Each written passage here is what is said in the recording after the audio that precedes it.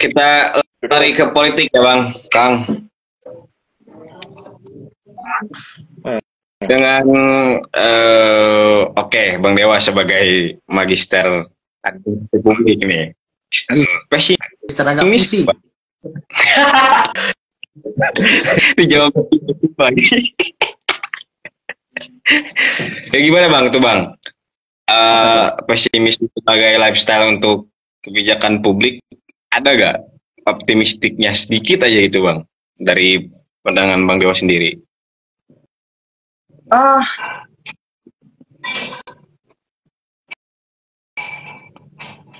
Ada dong. Banyak banget varian pesimisme gitu. Dan tergantung cekopin yang mana sebenarnya. Karena pada akhirnya orang yang pesimis itu sebenarnya bisa dilihat sebagai orang yang optimis juga sebenarnya. Karena kan dia udah paham bahwa oke, hidup menderita, hidup ini penuh dengan penderitaan. Dia tahu gitu apa yang menyebabkan hidupnya menderita, ya harusnya dia bisa menemukan cara untuk cope up gitu sebenarnya. Kan juga misalnya yang Rocky Gerung katakan gitu bahwa oke, saya main pesimis tapi justru saya adalah orang yang paling optimis. Misalnya ini, oke, saya pesimis dengan makan siang gratis gitu. Itu sebenarnya kemudian bisa diubah menjadi semacam energi yang optimistik gitu, bahwa oke, kita tahu bahwa ini nggak works. Oke, kita spend money di hal yang lain misalnya. Justru harusnya memang pejabat publik ketika kita berbicara soal kepublikan didominasi oleh moral pesimis, nggak bisa yang optimis sebenarnya. Karena kalau kebijakan publik kita diisi dengan hal-hal yang positif, itu ujung-ujungnya ya bakal secara implementatif amburadul gitu. Positif, kita akan bisa menuju generasi emas 2045 gitu. Akhirnya enggak juga gitu, karena optimisme yang naif, optimisme gitu. Tapi yang diucapkan oleh Haji Agus Salim kan Bang, legend is legend gitu, memimpin adalah menderita gitu. Pemimpin mana saat ini yang menderita gitu? Orang mau jadi pemimpinnya karena nggak akan menderita. Kalau kita mereka kurang kritik gitu.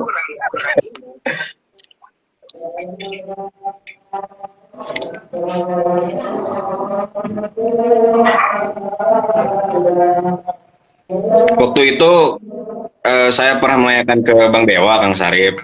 Saya bilang, Bang Dewa orang yang optimistik yang irasional atau pesimistik yang rasional. Kalau Kang Sarip yang mana? Optimistik apa rasional? Optimistik yang irasional atau pesimistik yang rasional? Oh, sudah jelas pesimistik yang rasional ya, menurutku. Tapi nggak tahu kan, tadi aku juga sering kontradiktif sama pernyataan sendiri. Tanggapi Kang yang tadi terkait pesimisme ini ke pendekatan politik itu gimana Kang? Bisa gak gitu? Untuk konstruksi. Apakah pesimisme hanya konstruksi? Gitu? Aku pikir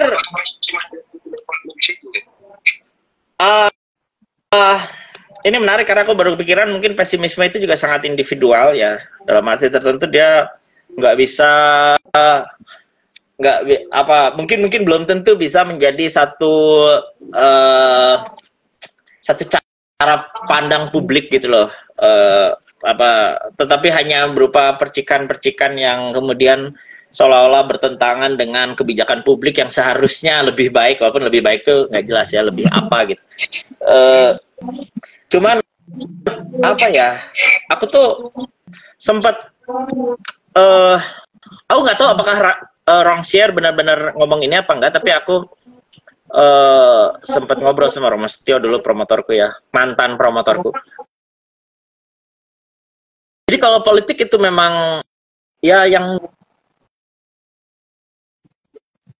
di DPR itu harus dicoba representasi masyarakat yang tidak mencerminkan satu pencapaian optimistik kayak bergelar doktor ya, punya popularitas tinggi gitu, sesuatu yang dalam masyarakat kedudukannya begitu seolah-olah itu hasil motivasi gitu.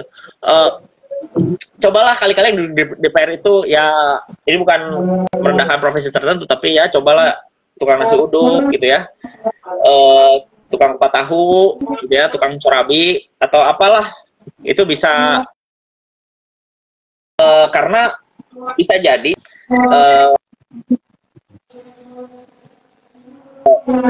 ya yang tanpa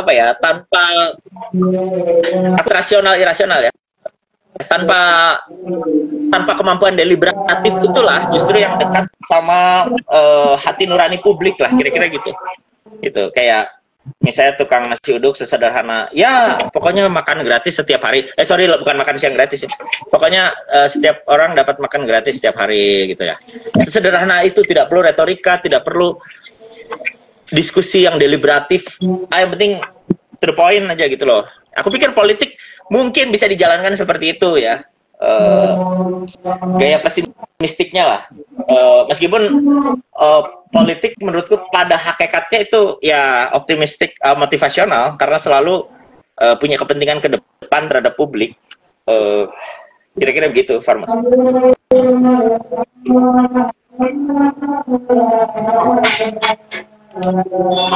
Lalu apa yang dimaksud dengan ini, Kang Syarif dan Bang Dewa, terkait pesimisme sebagai kehendak atau representasi?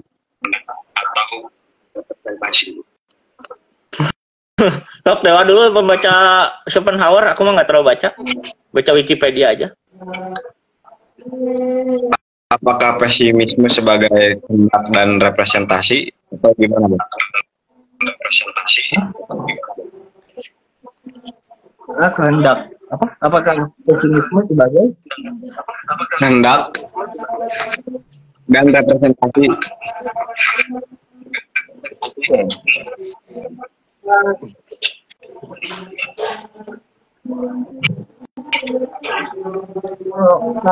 Kalau gitu ya, sebenarnya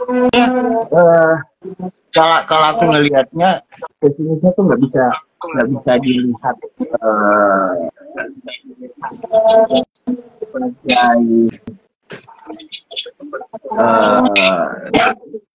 semacam kehendak gitu.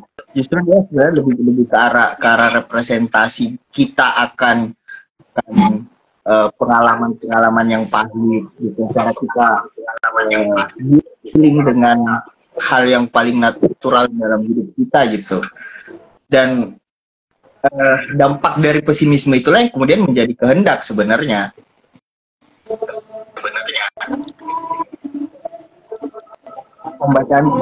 Pembacaan itu kayak gitu.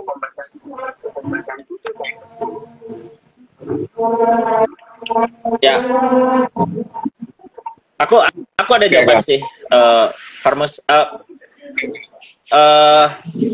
Maksud dari will atau representation itu kan sebenarnya, apakah pesimisme itu satu sikap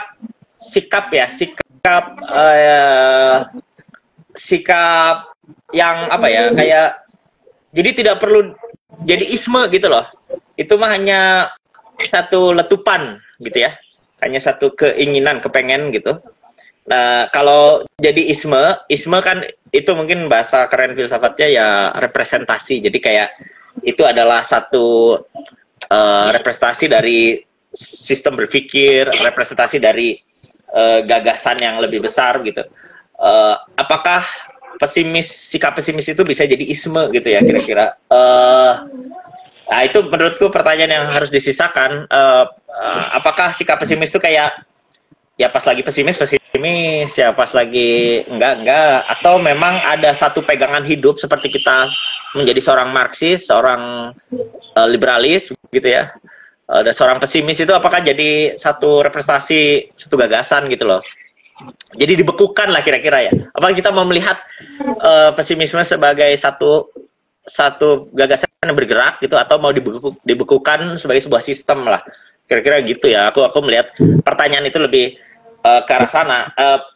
Sejumlah teks filsafat ya, kalau Hegel misalnya ya, itu kan Hegel tuh menggambarkan gerak sebagai representasi gitu.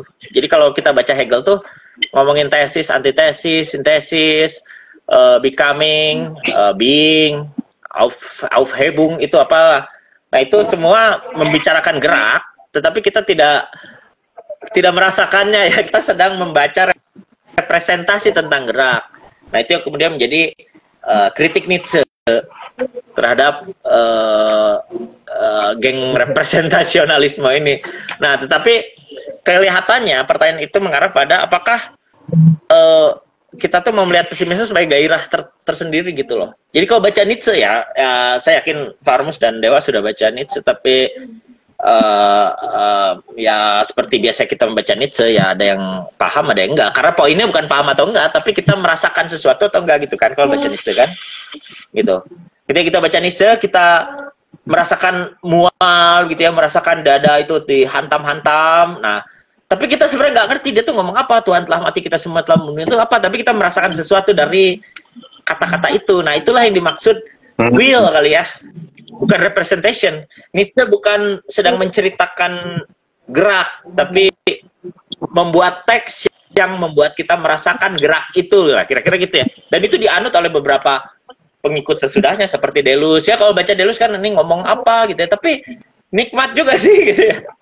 Gitu loh. Semacam itulah. Apakah pesimisme itu mau dinikmati atau dipikirkan lah, kira-kira gitu ya.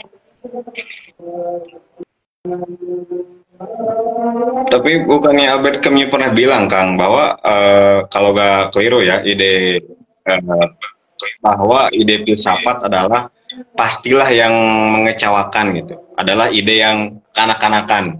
Akan tetapi ide ini masih harus terus dibantah.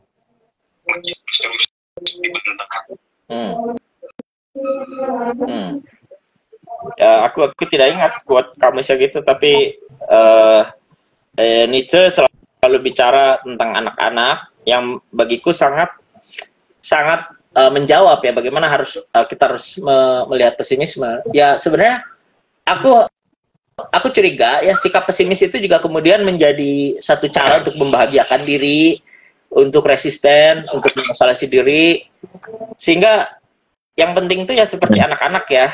Jadi nyantai we gitu. Jadi seperti bermain we gitu, mau apa ya? Mau berbuat kejahatan apalah sampai di cancel ya udahlah, itu mah main-main belaka gitu. Hidup kan bermain gitu. Ada yang dimusuhi, ada yang kemudian dirangkul, ada yang ditinggalkan, ya itu bagian dari game gitu ya. Nah, ketika kita bisa bersikap seperti itu ya udah gitu, seperti anak-anak kan ya udah. Bahkan kita memberontak, rebelis, itu kan juga satu sikap yang sangat bersemangat ya. Bagi anak-anak tuh nggak penting. Yang penting happy-nya itu. Yang penting menikmati gitu loh. Gitu. Jadi aku pikir mungkin maksud kami ke arah sana ya, soal pembahasan tentang anak-anak. Walaupun aku nggak yakin gitu. Tapi jangan-jangan nih ya, jangan-jangan gitu.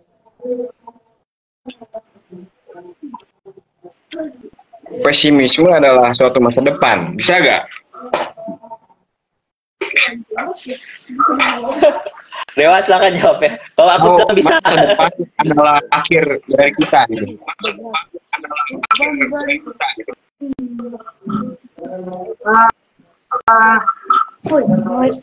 Pesimisme sebagai masa depan. Sebagai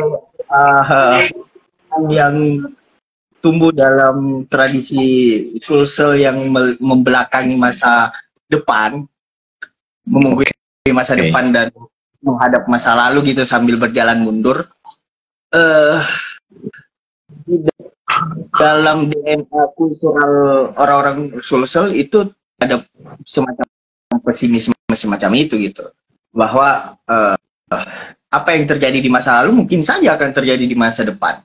Makanya kalau dari penjelasan kosmologinya orang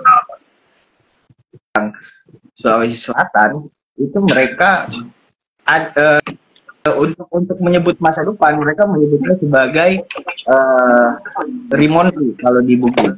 Tapi secara ruang Mondri itu berarti belakang. Sementara mereka menyebut masa lalu itu sebagai Riolo. Riolo itu kalau secara ruang dia justru di depan. Itu kan ada secaranya sangat kontradiktif gitu dengan pandangan modern soal ruang waktu ya. Dan dari sini sebenarnya bisa dilihat bahwa misalnya orang Makassar itu menyebut hari kiamat sebagai apa yang disebut Aloriboko. Hari kiamat adalah Aloriboko. Alo artinya hari, ri berarti di, boko berarti kalau kita bahas secara ruang ya itu di belakang. Berarti untuk menyebut kiamat mereka tuh merujuk pada hari yang sudah di belakang, bukan hari yang sudah di masa depan. Ada semacam pesimisme yang selalu diwariskan gitu di dalam pengetahuan orang-orang Sulsel gitu. Makanya kalau kalian ke daerah Sulsel bertemu dengan orang tua dan mereka mulai menyebut kata dulu atau riolo, mereka tidak membicarakan masa lalu, mereka sedang membicarakan masa depan. Iya. Menarik ya, kayak YOLO. Ya.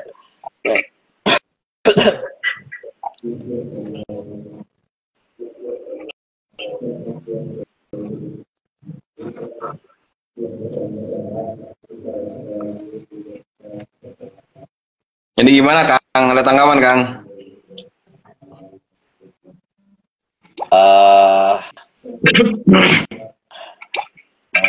Pesimisme adalah masa depan ya.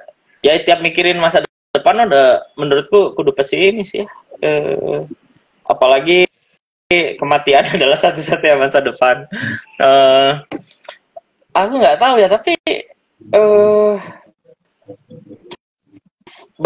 banyak filsafat tentang masa depan ya. Dan pada titik itu masa depan itu juga punya sesuatu lah ya, kayak Marxis punya masa depan tentang masyarakat komunis gitu ya.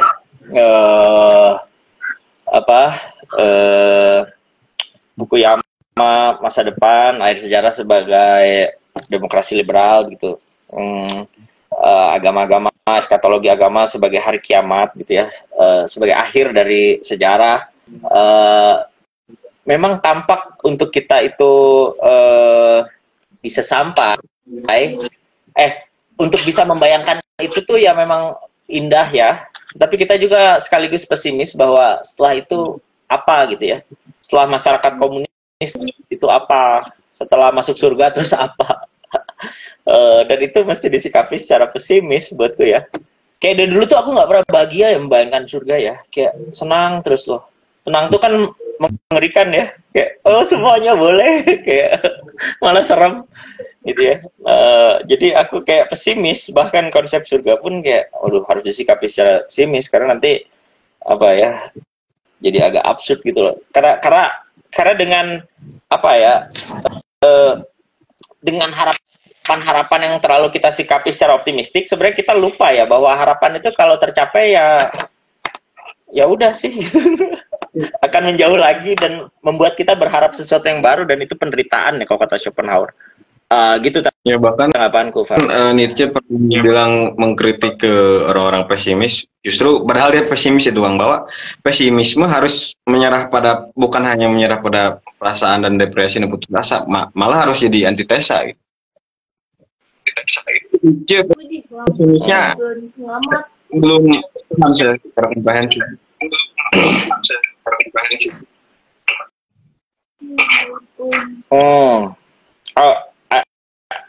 Agak kurang jelas tadi apa yang antitesa? Jadi Nietzsche itu bertanya-tanya mengapa diasumsikan bahwa kaum pesimisme pada perasaan depresi dan putus asa. Kata si Nietzsche itu kan,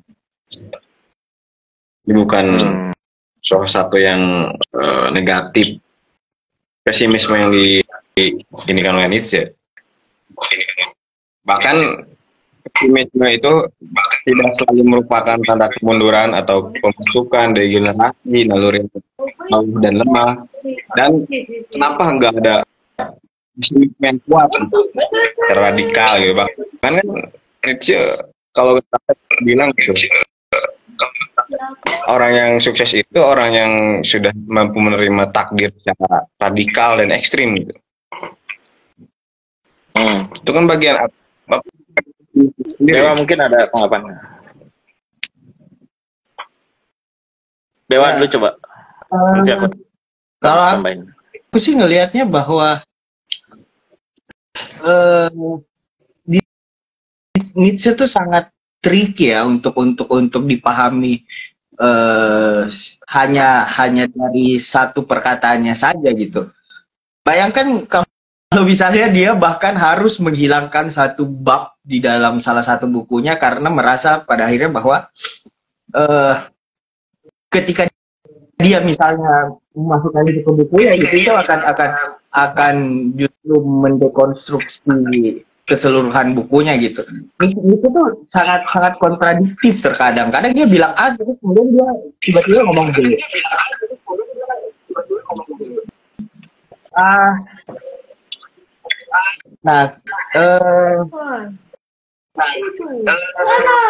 Bisa dilihat juga bahwa memang Nietzsche tidak benar-benar mengalami 100% apa yang diambil dari pesimis sebelum dia gitu. Dan kontradiksi itu sebenarnya terlihat misalnya bahwa misalnya dia bilang hidup apa ya? Bilang bahwa misalnya kita ya bisa menerima takdir gitu, mencintai takdir apa yang terjadi pada diri kita yang seolah-olah sangat tinggi. Dia juga bilang bahwa mulai hidup menurut kalian sendiri gitu.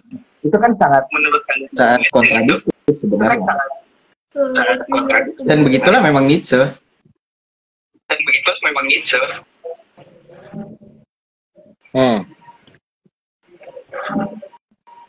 Apa tambahan? Ya, Bang. Apakah itu seorang punya gitu? Ya, pahami gitu. Kalau aku tuh kalau lihat Nietzsche, Maya agak spektrumnya agak semangat kok aku mah. Gimana kan? Gimana? Kalau baca Nietzsche terus lihat quote-quote-nya ya, agak banyak semangatnya gitu kayak misalnya kita ya seolah-olah begini lah, aku agak lupa persis. Kita harus menerima kehancuran untuk mendapatkan bintang yang menari gitu-gitu ya, untuk menemukan atau ya kayak aku hanya percaya Tuhan yang bisa menari, kayak mengglorifikasi passion gitu loh. Ada unsur gitunya sih Nietzsche teh, kayak ya pesimis mah nggak usah menerima kehancuran supaya bisa melihat bintang yang menari, ya udah bintang yang nggak menari juga nggak apa-apa gitu.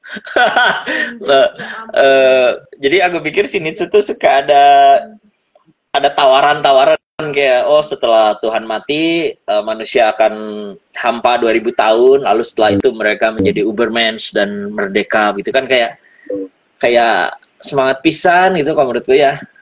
Cuman memang pendekatannya itu ya agak bikin mual-mual gitu. Itu Mus. Jangan-jangan itu seorang demotivasional kan? Demo terselubung sini tuh kayak aku. Apa korelasi pesimistik ini dengan eksistensial?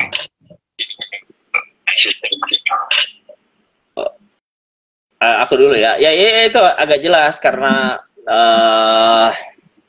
eksistensialisme adalah filsafat yang mempertanyakan keberadaan manusia, tetapi keberadaannya secara eksistensinya, secara konkret ya, secara hidupnya yang real gitu. Jadi cocok dengan pesimisme, karena pesimisme adalah satu cara menyikapi hidup yang real ini dengan cara ya seolah-olah bersikap negatif terhadap dunia, bersikap negatif terhadap peradaban gitu, dan masyarakat lah, kira-kira gitu. Jadi sangat kompatibel, dan aku pikir setiap orang yang belajar eksistensialisme akan menemukan spektrum pesimisme di dalamnya. Jarang lah orang belajar eksistensialisme kemudian jadi baca Rich Dad Poor Dad atau baca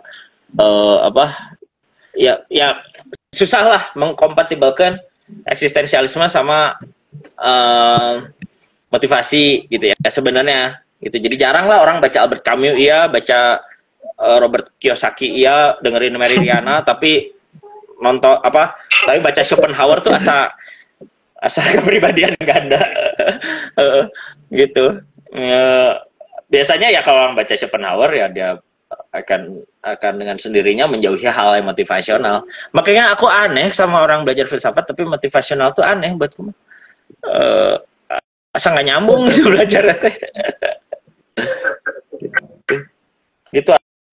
Ada dulu temanku belajar filsafat, iya filsafat, tapi baca Napoleon Hill baca Ronda Bynes, jadi asa nggak nyambung ya Dewa ya. Gitu. Jadi gimana tanggapan Bang Dewa, Bang, terkait apa relasi dari eksistensi dan ada kemudian sistem itu pesimis sendiri? Benar yang sudah dijelasin sama Kang Sarif tadi. Bahkan kan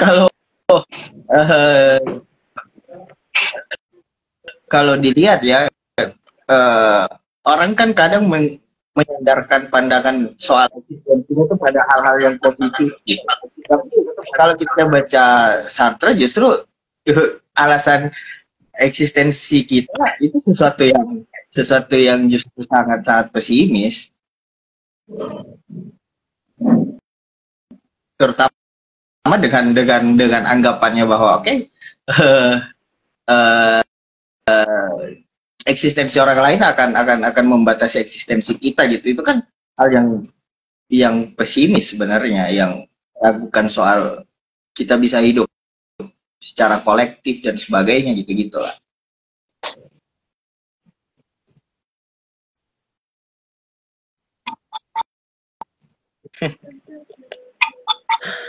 Susah sih pada akhirnya nggak penting ya pesimis optimis.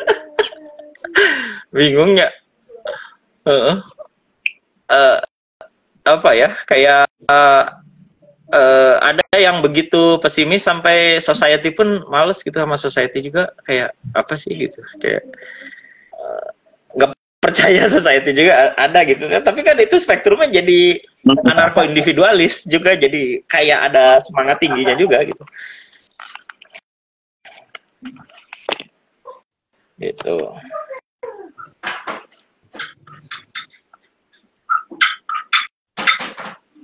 Udah, Farmus apalagi jangan terlalu motivasional.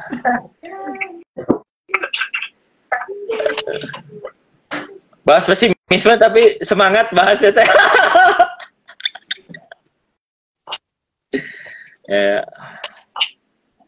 Kita masuk lah, aku udah lama nggak gini-ginian. Bang Dewa, apakah pesimisme itu adalah ciptaan ilusi di kepala masing-masing manusia atau secara ontologis? Jadi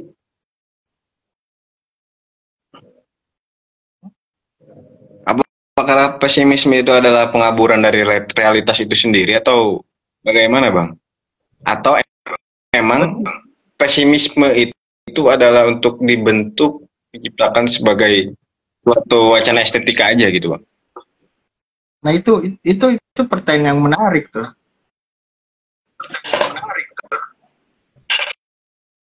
Itu juga Asa gaya gitu jadi pesimis teh estetik. itu juga sekaligus mempertanyakan gitu naik keabsahan dari pemikiran kita gitu mengenai apa yang natural gitu, apa yang alamiah.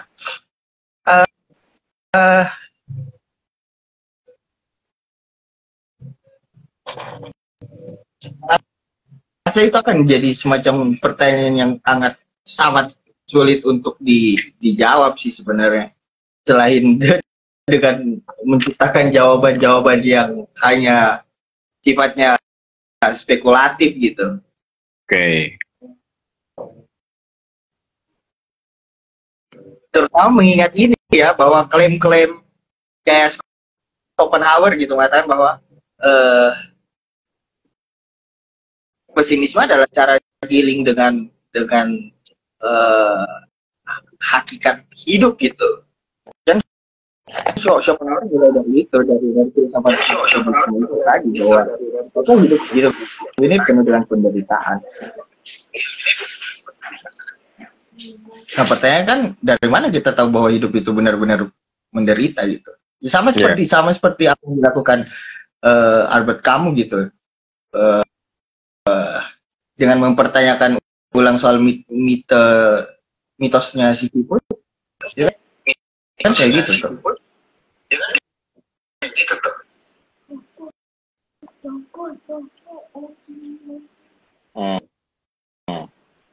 Apa? Itu kelihatan kamera. Bodor budak. Bajunya tuh Apa? Tambahan, Bos? Oh, ilusi ya bisa aja sih. Dan semuanya juga ilusi. Aku tuh udah mikir apa sih yang nggak eskapis ya dalam hidup ini. Kayak filsafat tuh seolah-olah paling sadar dari eskapisme, tapi filsafat juga ada eskapisme kok buatku. Ilusi juga sih, bener nggak Dewa ya? Apa? Orang menghibur diri dari realitas kemudian baca filsafat. Ya ilusi juga sih. Ya tapi apalah, semua juga supaya kita hidup aja dalam ilusi itu. Jadi sebenarnya pertanyaan bukan apakah itu ilusi atau real ya, tetapi apakah memang hidup dalam ilusi itu lebih menyenangkan atau tidak gitu.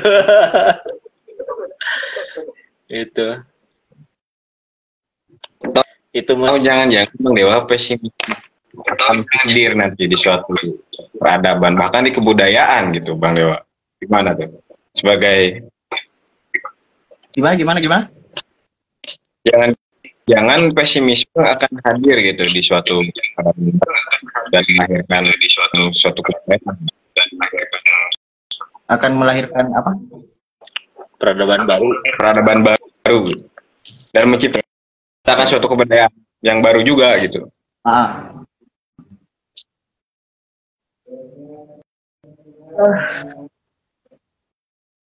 Kalau dari pembacaanku ya soal peradaban itu selalu bermula dari sesuatu yang sangat amat pesimis sebenarnya. Ya. Ketahuan akan semesta apa segala macam gitu, ketakutan manusia tidak bisa menemui masa depan dan sebagainya, itu kan yang kemudian melahirkan pengetahuan, kemudian melahirkan teknologi, kemudian jadi peradaban dan sebagainya. Memang sejatinya pesimisme lah yang melahirkan peradaban gitu.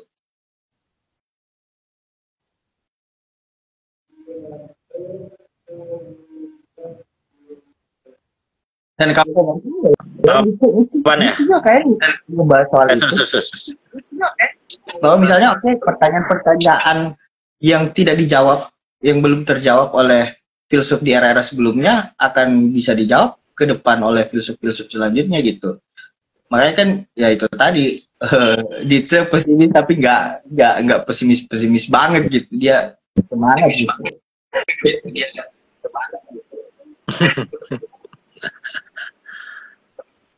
Ya. Aku tambahan lah. Ya Iya, pesimis dalam arti kritis terhadap peradaban itu ya, itu bahan bakarnya filsuf ya. Eh, Liberalisme ya awalnya kritik terhadap tradisi Viktorian gitu ya.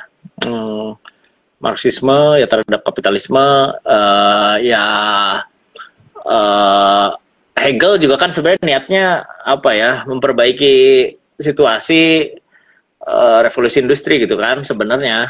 Ada semacam pesimisme terhadap revolusi industri. Liberalisme adalah pesimisme terhadap tradisi Viktorian gitu. Itu semua terus dilakukan. Emang basisnya harus pesimis dulu sih. Jadi kayaknya nggak mungkin ya filsuf menggariskan pemikiran berdasarkan optimisme ya. Kayaknya wah ini zaman sudah bagus, kayak udah keren ini ya. Ya buat apa dia mikir lagi? Emang dia harus agak beda gitu. Harus nyinyir dulu gitu loh. Gitu.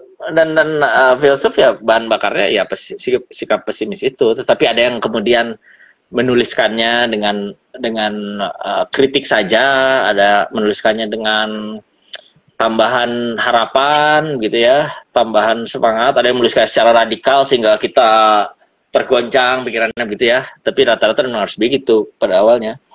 Gitu. Tapi aku pikir pesimisme adalah bahan bakar peradaban itu, Dewa tepat soal itu ya. Bahkan kalau Freud menyebutnya rasa bersalah, rasa peradaban dibangun oleh rasa bersalah gitu ya. Gitu. Jadi bukan yang motivasional tidak membangun peradaban buat gitu.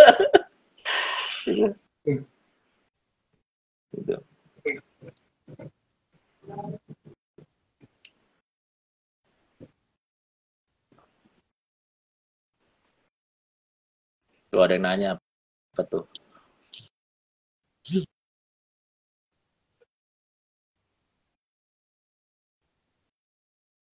Apakah pesimisme dibentuk dari kebudayaan yang ciamik?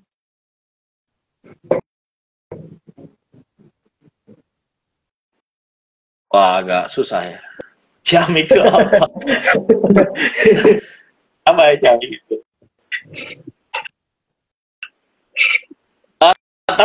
Tapi mungkin aku bisa coba menjawab dalam arti kayaknya kalau hidup di Indonesia kayak apa ya, nggak usah pesimis juga, udah hancur gitu, benar nggak sih? Kayaknya lebih apa ya, lebih banjir pesimisme tuh di negara yang justru lebih maju sih kalau menurutku, ya nggak sih? Kayak Skandinavia gitu kan udah sejahtera ya, pada bundir gitu kan. Ya nggak sih? Terus kemudian hadir jadi pesimisme. Gimana? Oh, kebudayaan sebagai bentuk pesimisme terhadap negara.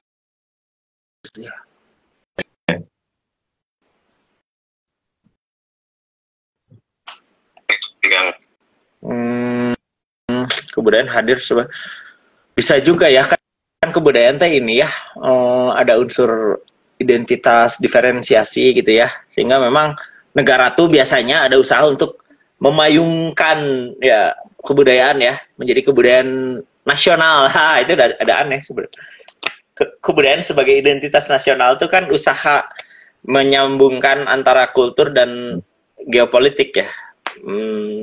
Jadi ini pernyataan ini menarik juga ya, walaupun artikulasinya agak harus diurai. Tapi iya, makanya sukar ya menasionalisasikan kebudayaan yang udah terlampau mengakar ya, gitu ya. Selalu harus diangkat bahwa kalian adalah bagian dari kebudayaan Indonesia, gitu. Menarik. Itu tanggapanku.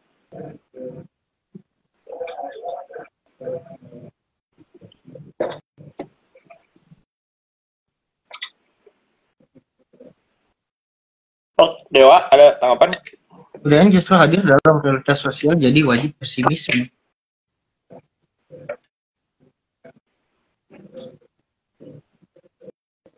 Iya sih, ya kebudayaan mah nggak usah kayak jadi kebudayaan yang lebih maju dan hebat gitu kan, nggak perlu. Ya nggak sih, kebudayaan terdepan kan nggak ada ya.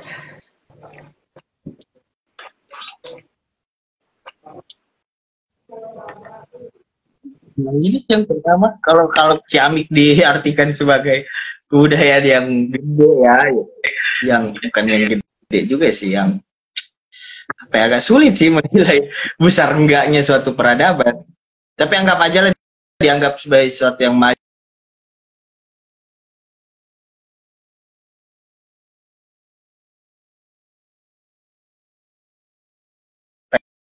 ya. Feminisme itu bukan dibentuk dari kebudayaan yang ciamik itu, justru dia hadir untuk membentuk peradaban yang ciamik, justru bukan justru pesimisme yang dibentuk oleh peradaban yang ciamik, justru sebaliknya. Peradaban yang ciamik pasti lahir dari pesimisme yang besar.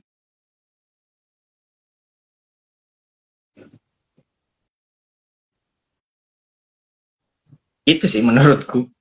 Itu sih. Penting sih. Yang mau episode tuh.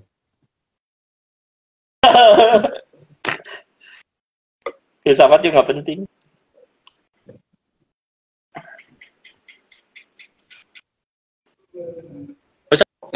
Ada lagi nggak? Oh, diem aja. Jadi Ada lagi? dari Kang Sarip dulu lah untuk menutup kuliah kita malam ini terkait pesimistik. Apa Kang? Pesimistik. Ya, aku pikir melihat pesimisme sebagai will itu jauh lebih penting ya daripada representation ya, daripada representasi. Jadi aku pikir tidak perlu kayak aku ini seorang pesimis. Itu teh agak berbau optimis juga dengan ngomong gitu. Jadi kalem gitu ya. Maksudnya sebenarnya aku malah melihat pesimis itu sebenarnya satu sikap yang alamiah ya. Jadi kita tidak perlu mengglorifikasi sebagai satu isme. Itu karena manusia itu ya pesimis gitu. Jadi kalau dia meratapi hidup dari mulai lahir, mati, apa artinya pencapaian, apa artinya cita-cita, apa artinya impian, harapan, dan semua itu tuh gitu kayak pada akhirnya ya. Tapi kalau belum dapat mah ya masih penting-penting aja. Tapi kalau udah dapat tuh kayak naon sih gitu. Jadi aku pikir buat teman-teman yang mau icip-icip pesimisme, ya setidaknya hal itu tuh dipakai untuk melihat bahwa setiap bentuk optimis punya modus yang terhadap kerja, terhadap cara kita menyikapi sesuatu, cara kita melupakan posisi kita masing-masing ya, bahwa ada yang berprivilege, ada yang tidak gitu ya. Ada yang memang orang tuanya kaya, ada yang enggak gitu. Nah, itu kan pesimisme itu bisa bikin kita melihat hal-hal itu gitu. Makanya aku melihat pesimisme itu sebagai satu gagasan yang luhur ya, karena dengan pesimisme itulah kita bisa melihat keseluruhan. Kalau orang pesimisme ya rada apa ya, ngelihat A kan tidak sekedar A tapi dibaliknya B gitu lah. Suka bisa lihat gitu orang pesimis mah. Kalau orang optimis mah A ya A gitu. Atau mencari hikmahnya teh A lagi gitu. Kayak tadi aku makan robur apa kayak kue balok gitu. Terus ada orang ketinggalan kereta, dihibur sama ibu kue balok itu. Ya siapa tahu dengan ketinggalan kereta ini dihindarkan dari musibah yang lebih besar. Ya oke sih, tapi ya udahlah, ketinggalan kereta, emang apes gitu. ya tapi orang optimis tuh suka bisa gitu ya, padahal tuh nggak ada manfaatnya juga gitu. Tapi kalau orang pesimis tuh ya dia memeluk penderitaan, menerima eksistensi apa adanya gitu ya, bahwa kebahagiaan. Jadi kalau lucu-lucuan dulu ya, waktu aku masih rajin main Twitter gini, katanya manusia itu nggak boleh berbohong ya, itu katanya sudah imperatif bahwa kita tidak boleh berbohong. Maka itu jangan berbahagia, karena berbahagia itu sama dengan membohongi diri sendiri. Ya itu penutup dari Oke, Bang Dewa. Nah, penutupnya dari pesimistik ini. Ya.